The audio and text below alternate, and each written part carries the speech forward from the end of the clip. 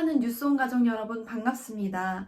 벌써 2021년이 한 달도 채 남지 않았는데요. 저는 개인적으로 아쉬운 마음보다는 너무너무 기대하는 마음으로 2022년을 기대하고 있습니다. 여러분도 기대하는 마음으로 2022년을 준비하고 기대하시기 바랍니다. 우리가 오늘 함께 나눌 본문 잠언은 간음에 대한 이야기를 하고 있습니다. 그 전에 우리가 먼저 세상이 말하는 간음과 성경이 말하는 간음을 비교해 볼 필요가 있습니다.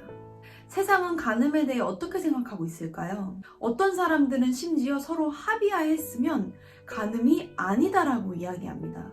오늘날 수많은 드라마나 영화는 간음과 불륜을 사랑으로 이야기하기도 합니다. 그래서 간음에 대해 죄라는 인식이 사라지고 오히려 아름답게 생각되는 경우가 있다는 것입니다. 세상은 끊임없이 우리에게 성적인 쾌락을 즐기라고 말합니다. 그러나 오늘 성경은 우리에게 뭐라고 말합니까? 분명히 간음하지 말라고 이야기합니다. 잠언 6장 32절에서 33절을 보면요.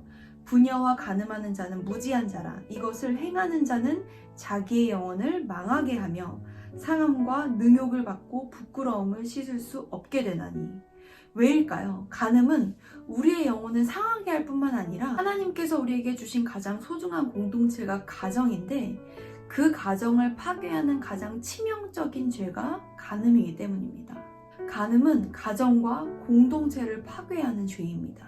그렇다면 결혼을 하지 않은 청년들에게 간음은 무엇일까요? 꼭 결혼한 사람에게만 해당되는 죄일까요? 그렇지 않습니다. 결혼하기 전 무분별한 이성교제와 성적인 영역의 죄 또한 간음이 될 수 있습니다. 그리고 그 대상이 사람이 아니고 영상이나 음란물을 통해 얻는 것 또한 간음이 될 수 있습니다.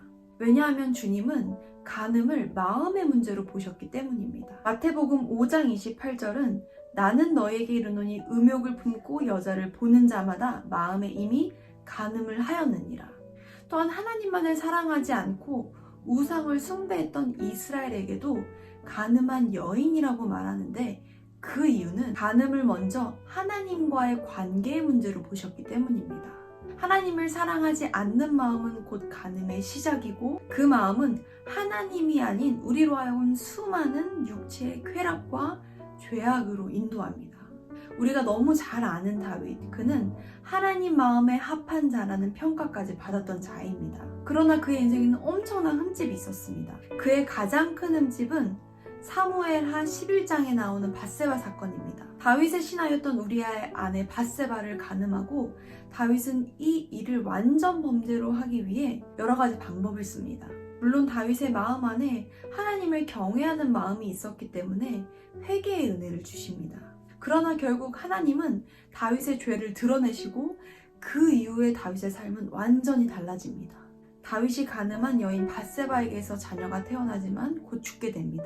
그리고 그 이후에 자녀와 자녀 사이에서도 또 간음이 생깁니다. 거기서 끝나지 않고 다윗의 자녀였던 압살롬이 아버지인 다윗을 죽이겠다고 배반하며 칼을 들이댑니다. 그리고 결국 자기를 따랐던 신하들도 다윗에게 등을 돌리게 됩니다. 사랑하는 여러분, 그래서 우리가 하나님의 창조 질서 안에 살아가는 것이 참 중요합니다. 그런데 우리는 청년들이기 때문에 이런 생각이 들 수 있어요. 나는 자녀고 우리 부모님과 가정은 이미 깨어졌는데 그럼 이제 어떻게 해야 되나요? 또는 성적인 문제로 고민하고 있고 이 문제를 어디서부터 손써야 될지 모르겠는 사람이 있을 수도 있습니다. 그러나 여러분, 절망하지 마세요. 하나님은 우리의 연약함을 이미 다 아시고 우리를 회복시키기 원하십니다. 오늘 하나님이 우리를 너 잘못됐어 정죄하기 위해 이 말씀을 주신 게 결코 아닙니다. 그렇다면 이제 우리는 어떻게 해야 되는 걸까요? 예수님이 하신 말씀을 보면 그 답을 찾을 수 있습니다. 요한복음 8장을 보면 사람들이 간음하다 잡힌 여인을 예수님 앞에 데려옵니다. 그런데 예수님은 간음한 여인을 향해 이렇게 말씀하십니다. 나도 너를 정죄하지 아니하노니 가서 다시는 죄를 범하지 말라. 예수님이 이미 일어난 간음죄에 대해서 법대로 하신다면 돌로 쳐서 죽여야 하는 건데 그렇게 하지 않으십니다. 나도 너를 정죄하지 아니하노니라고 말씀하십니다. 그러나 동시에 죄를 분명히 죄로 인식하게 하십니다. 가서 다시는 죄를 범하지 말라. 정말 죄를 회개했다면 다시는 이 죄를 범하지 말라 라고 함으로써 분명한 그리스도인으로서의 기준을 제시해 주십니다. 사랑하는 여러분, 이 시대 청년인 우리가 정말 고민하고 선택해야 하는 문제는 하나님 나라의 표지판을 보고 따라갈 것인가, 아니면 세상의 표지판을 보고 따라갈 것인가의 문제인 것 같습니다.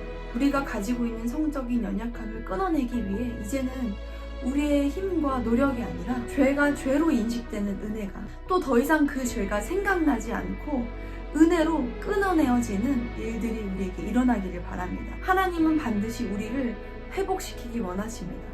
하나님은 반드시 우리의 가정과 교회를 주의 거룩한 공동체로 세우실 것입니다. 그 기적의 일들이 오늘 여러분의 삶에 혼자 이 말씀을 듣고 있는 이 시간 일어나기를 바랍니다.